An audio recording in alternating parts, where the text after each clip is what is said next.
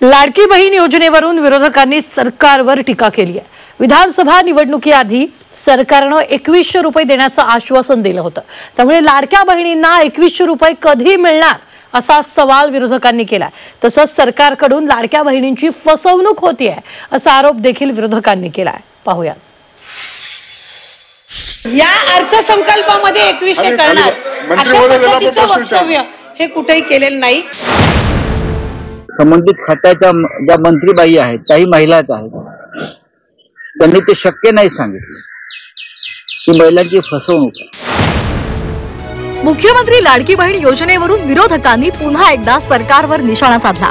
मंत्री आदिती तटकरेंनी केलेल्या वक्तव्यानंतर विरोधकांनी सरकारला धारेवर धरत लाडक्या बहिणींना 2100 रुपये कधी मिळणार असा सवाल केलाय। तसंच सरकार लाडक्या बहिणींची फसवणूक करतंय असा आरोपही संजय राऊतांनी केलाय। जाहीरनामा हा 5 वर्षासाठी असतो। या अर्थसंकल्पामध्ये 2100 करणार अशा पद्धतीचं वक्तव्य हे कुठेही केलेलं नाही।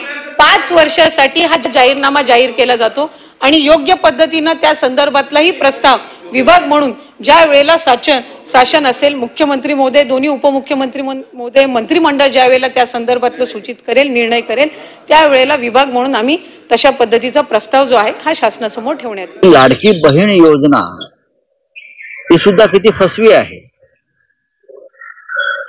हे सुद्धा आपण निवडणुकीनंतर पाहिलं।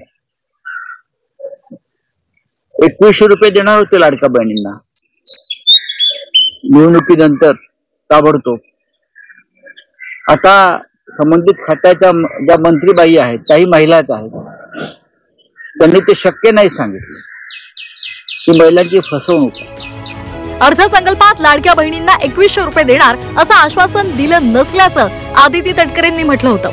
दरम्यान त्यांच्या या वक्तव्यानंतर वडेट्टीवारांनी ही टीकास्त्र डागलाय। 2027 विधानसभेची निवडणूक आल्यावर 2100 रुपये देणार का असा सवाल त्यांनी विचारलाय।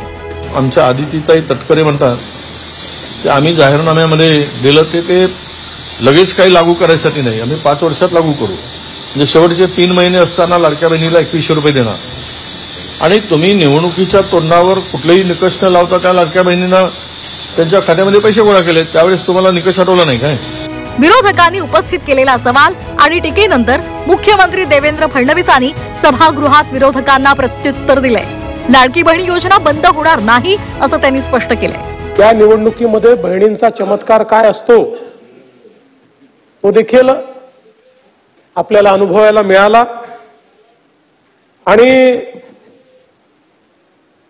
मी या सभागृहात अतिशय जबाबदारीने सांगतो, काहीही बातम्या येऊ द्या, पण काही झालं तरी लाडकी बहीण योजना बंद होणार नाही। ही योजना सुरूच राहील। आमच्या बहिणींना ही जी काही शासनाच्या वतीने एक मदत आहे ती मिळत राहील। लाडकी बहीण योजनेसारख्या माध्यमातून 1500 रुपये तुम्हाला दिले म्हणजे महिला सुरक्षित आहेत आणि आम्ही महिलांचे हितरक्षक आहोत, या भूमिकेत जर सरकार असेल तर ते सरकार समस्त महाराष्ट्राची आणि महिला वर्गाची फसवणूक करतात। विधानसभा निवडणुकीआधी सत्ताधाऱ्यांनी लाडक्या बहिणींना 2100 रुपये देणार असल्याचं आश्वासन दिलं होतं। दरम्यान महायुतीचं सरकार अस्तित्वात येऊन जवळपास 3 महिने झालेत, मात्र अद्यापही लाडक्या बहिणींच्या खात्यात 2100 रुपये जमा झालेले नाहीत। ब्युरो रिपोर्ट, झी 24 तास।